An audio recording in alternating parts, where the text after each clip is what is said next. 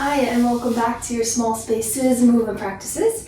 Today we're going to be doing a little bit of work with the yoga wheel. This is not a super common piece of equipment. Don't really find it in most studios or yoga spaces, but it can be a really fun prop to stretch with, to add balance work, to add just another fun element to your yoga practice at home. So you will want to have a wheel today. Mine is from Aloha. It's a small family company that's based out of Hawaii that makes all their stuff out of cork. I also have their mat, which is why I have their wheel, but any wheel will work just great. The wheel was actually invented in the late 70s, about 1978, I believe, with Sri Dharmamitra. He was a founder of Dharma Yoga, wanted a prop that would help students find a little bit more spinal extension, help correct their posture, find our larger back bends more accessible, things like that. For our sequence today, we'll be breaking down things to do with the wheel more than moving through a flow, but we will go through gentle stretches and things you can do with the wheel. There are some really crazy back bends and heart openers and balancing and standing on it that you can do. I don't have the space for that, of course, but I also think the stretches are what really feel nice. So we'll start with this for today. We will begin in a child's pose. So you make your way down.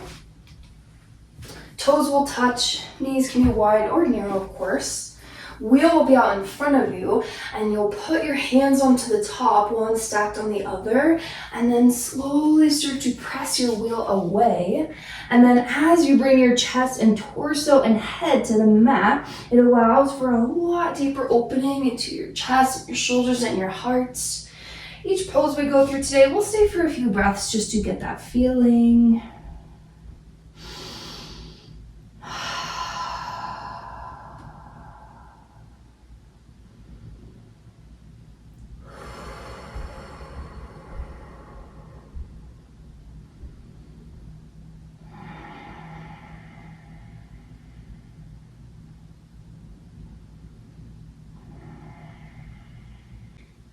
You might stay stagnant in your stretch. You're welcome to lift up with the wheel and then press back out. That's one of the really nice things about it. But start to roll the wheel towards you. We'll move on to do a forward fold with our wheel. Rotate the wheel so that the long edge is facing towards you. You'll hold it, and now know anytime you're doing work with your wheel, it's an unstable surface, so you don't want to completely rely on it for your balance, but you can start to make your way into your forward fold. And then similar to what your blocks would do, hands on that wheel allow you to bend and have some support as you take your forward fold. You can bend your knees or shake your head. But let your wheel support you as you bend and stretch and release a little bit deeper.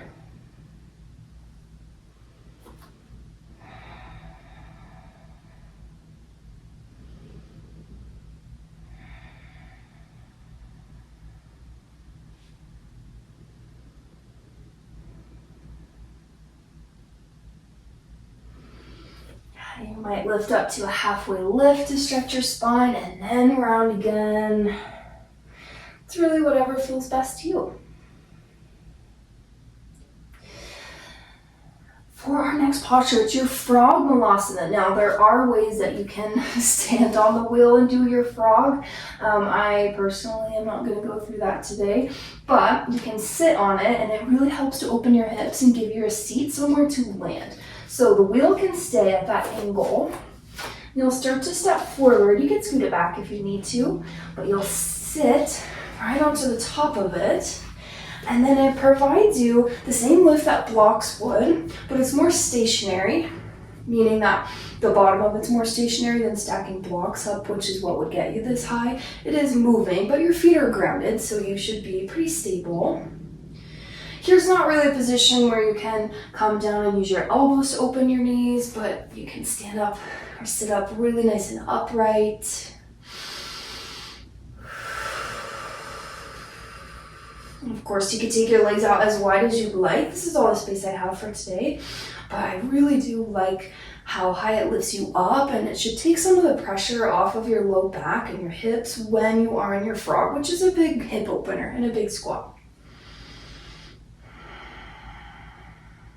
We'll stay about 2 more breaths.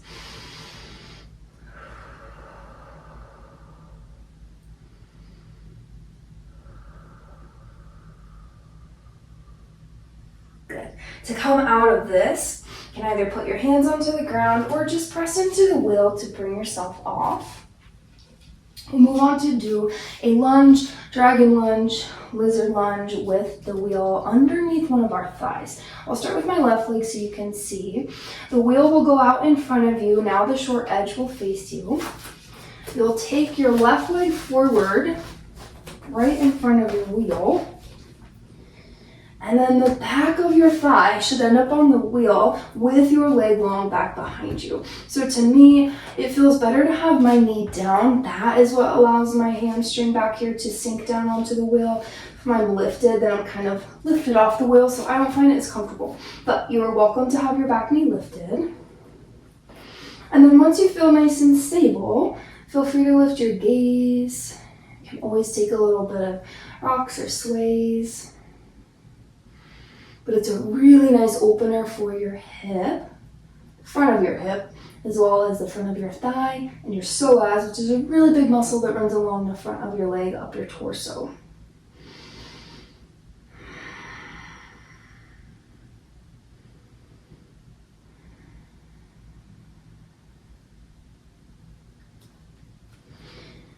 It's a little bit tricky to come in and out of, but we'll press back up and lift the back knee if you haven't already.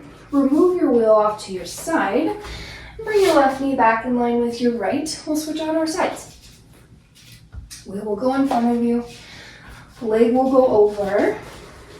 Back of your thigh should touch down onto the wheel. So for me, it feels best to have my back knee down. To do that, you are welcome to lift. I typically find this lunge or your lizard lunge, even where your leg is wider with your arms potentially coming down, to not always be super accessible. So while the wheel can add more back bend to a lot of our back bends, it can also support you in a lot of our deeper stretching exercises, which is great.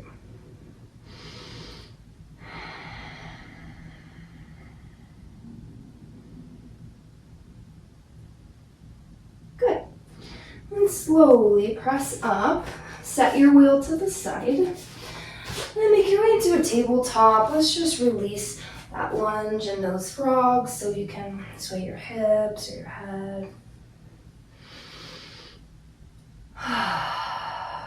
Okay, the next one is actually one of my favorites with the wheel. Your wheel will stay short edge facing towards you. You can move it over to the side a little bit. It is having one leg extended on top of the wheel while you're in tabletop. So come onto your hands and your knees. Put my right leg out long, and then it's the space between your ankle bone and where your calf starts that the wheel will touch. And then you can roll side to side. So it rolls out the inside of your calf. So yay for that. Like a little foam roller. But it also allows for a deep stretch into your inner thigh and your inner groin. It's a little bit like your gate pose with your leg lifted. And just take a couple nice deep breaths, rolling out your leg.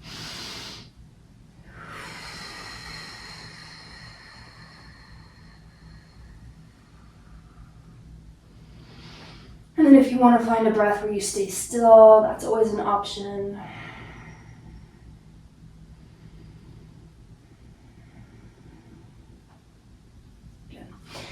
Slowly take your leg off, and then we'll just bring our wheel over to do the other side. So your wheel will be out. This time my left leg will go on the top.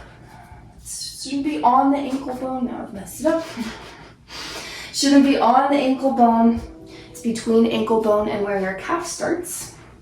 And then same thing, you can be still, you can roll side to side.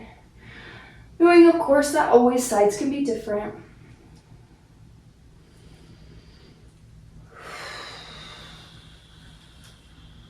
Wheel is not something that you usually find at studios and yoga spaces. I think I've only worked at one place that had them. They don't have to be expensive. It can be a fun prop to have in your at-home practice to play around with. Maybe someday if I have more space, I'll go through another sequence with them, but for today, this is a really good foundational set of things to do with the wheel.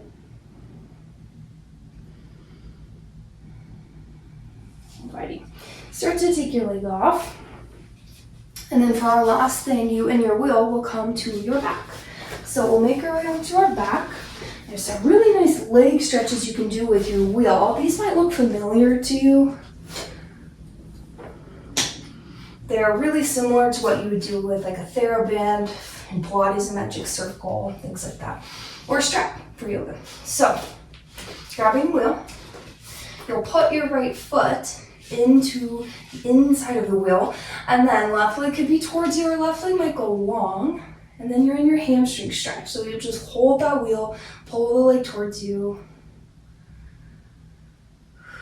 It's like any of your props, any of the ones I just mentioned that you would use in these stretches, lets you find a little bit more ease. So you're not having to do so much effort to hold your leg up, and lets you bring your leg a little bit closer, allowing you to feel a little bit more sensation.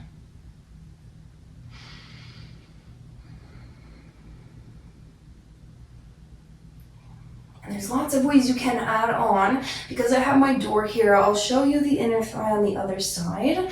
You can cross your leg over your body for your IT band.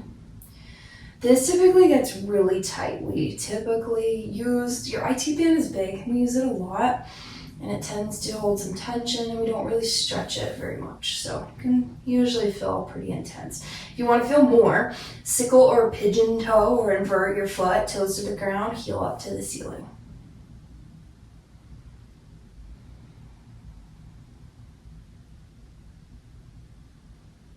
Then bring yourself back to center. If you have the space, you can open your leg out to the side for your inner thigh. I don't really have the space, so I will show you on my second side. Left leg will go into the wheel, left foot will be in the wheel. Right leg is long, but always an option to bend. Sometimes that feels better to me for the hamstring one in particular.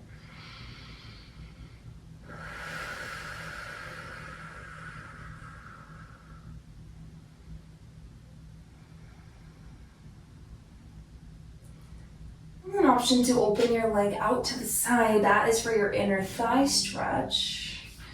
And it can feel good to really let the leg go out long, but ultimately your opposite hip and glute really should stay down. It helps to protect you, and also is what will really stretch your inner thigh. Always an option to bend and straighten your leg as you're stretching it.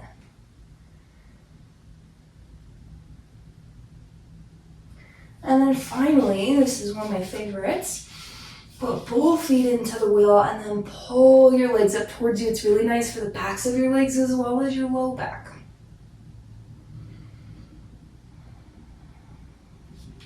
It's a little bit of supported inversion as well.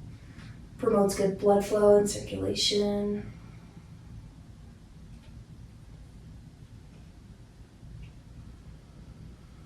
Take your legs out, and then just for our purposes today, I'll quickly go through what it would look like to do a little bit of bridge work with this. I can do wheel in my body personally, wheel pose from yoga, but the wheel underneath me for that is personally too much for my back. I have a sensitive back. So if you're wanting to explore some spinal extension with your wheel, you'll take the wheel short edge facing you, underneath you, and you do have to lift pretty high. And then once you're there, I like to kind of roll forward and make sure the wheel is supporting me and not sitting anywhere on my back that it shouldn't. It should really be at your low back, because you can see how much more that elevates my hips, how much more extension, lumbar extension in particular, low back, that I have in my spine. If you had your wheel with your wheel pose, it would come underneath you more to your upper back. And I'm not going to go through it today, but if you Google it, you'd be able to find plenty of pictures of it. If you wanted to do some legs up the wall or shoulder stand work, you can send your legs up as you do this. Wheel, I recommend holding on to it. Because shoulder stand typically is here, but without anything under your hips, and you're having to hold it yourself. So the wheel is doing some of that work for you. So some kind of fun things to explore. There's so much more that you can do, but we'll start to come out of it for now. Carefully lift up, remove your wheel, and let your spine fully rest on the mat for a moment or the ground, maybe a windshield wiper. Alrighty, we'll start to make our way back up to our seat, so however you'd like to arrive, or if you'd like a Shavasana, that's always an option. But this is just a short little intro to your wheel. Really fun prop, so many things you can do with it. This is really just scratching the surface. I like to think of these as some more gentle options with your wheel. Hope you have a fabulous rest of your day. And if there's anything else you want to see with the wheel, just let me know. I'll see you next time.